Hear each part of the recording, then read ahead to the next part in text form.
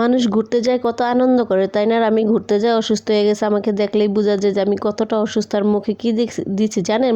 মুখে হলো face wash মেখে আসছি বাসা থেকে, পদ্মা নদীতে গোসল করবো, তো অনেক সাহস নিয়ে পদ্মা নদীতে গোসল করতে আসছি। পরবর্তীতে কী হলো সেটাই আপনাদের সাথে শেয়ার করা হলো। এভরিওয়ান, কী অবস্থা? আশা করি সবাই ভালো আছেন, আমিও ভালো আছি। আজকে পদ্মা নদীতে গোসল করতে যাইতেছি, সেটাই আপনাদের সাথে শেয়ার করব। কিন্তু পরবর্তীতে কী হয়েছে না দেখলে খুবই খুবই মিস করবেন। তো আশা করি ভিডিওটা স্কিপ না করে পুরো ফুল ভিডিও দেখবেন, তাহলে বুঝতে পারবেন। এই যে যাইতেছি দেখেন কত চারিপাশে দোকান, মেলার মতো কি বলতে গেলে এটা মেলা, মানে কি না পাওয়া যায় এখানে, যত ধরনের আইটেমের খাবার আছে, জিনিসপাতি যা যা আছে সব কিছু পাওয়া যায়। সব কিছু তো আর বলে শেষ করা যাবে না। আর আমার ক্যামেরাটা যেহেতু কম দামি মোবাইল, সেজন্য ক্যামেরাটা তো ক্লিয়ার নেই, জন্য সব কিছু ঘোলা দেখা যায়। যাদের বেশি দামের মোবাইল আছে তারা সব কিছু ভালো করে ক্লিয়ারভাবে দেখাইতে পারে। তো আমার যেতটুকু আছে আমি সেতটুকুভাবে দেখেন চেষ্টা করতে। এই দেখেন কত বড় লঞ্চ, এই লঞ্চে আমরা এর থেকে বড় লঞ্চে আমরা আসার সময় আসছি। আপনাদের সাথে মাঝে মাঝে দুই একটা রিলস শেয়ার করছি, পরবর্তী আরেকটা ব্লগ শেয়ার করবে, সেটা অবশ্যই দেখবেন আপনারা। এই যে দেখেন আমি হাঁটতে হাঁটতে যাইতেছি আর ভিডিও করতেছি, লঞ্চটা কত সুন্দর। এই যে দেখেন তারপর কত খাবার দাবার, মানে এখানে অনেক মানুষ, বিভিন্ন ধরনের মানুষ, মানে সব কিছু ভিডিও করা সম্ভব না। আর এখানে যেখানে গেছি ওখানে ভিডিও করা নিষেধও আছে। আর আমার যে ভিডিও করে দিবে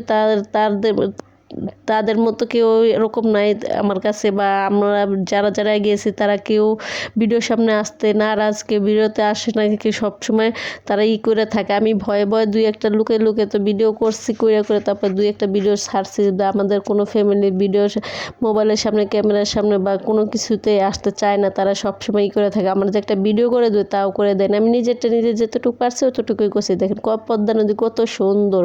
ভাই রে ভাই, আমি এই প্রথম পদ্মা নদীতে গোসল করতে আসছি। গোসল করে আসতে ভাবছি যে আপনাদের সাথে আমি পদ্মা নদীতে নেমে ভালো করে একটা শেয়ার করবো যে আমি কীভাবে গোসল করতে, কীভাবে সাথে করবো। ভাই এত ভয় পাইছি পদ্মা নদীর কাছে যে আর কি শেয়ার করবো, পরে আর ভিডিও করতে পারি না। আমি পদ্মা নদীতে নেমে যে গোসল করবে সেই সাহসটাই পাই না। আমি নিচে নেমে আমার আপুগুলোরে বা আমার বিয়ান যারা গেছে তাদেরকে ধরে আমি 5-6টা ডুব দিছি, কোনোভাবে কোনো মতে। কী করব ভাই, এত ভয় লাগতেছে। দেখা যায় নদীতে কোনো ঢেউ নাই, কিন্তু ঢেউ আছে, যখনই পানিতে পাড়া দিছি তখনই মনে হইতেছে আমাকে ভাসিয়ে নিয়ে চলে যাইতেছে। মানে আমি যে স্থিরভাবে দাঁড়িয়ে থাকবো সেই দাঁড়ানোর কোনো স্পেস নেই, আমার কাছে এত ভয় লাগতেছে।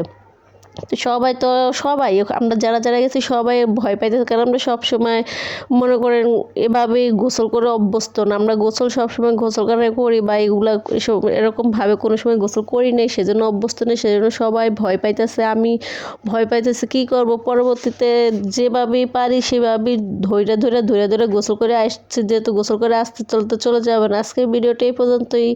সবার কেমন লাগছে অবশ্যই কমেন্টস করে জানাবেন। আল্লাহ হাফেজ।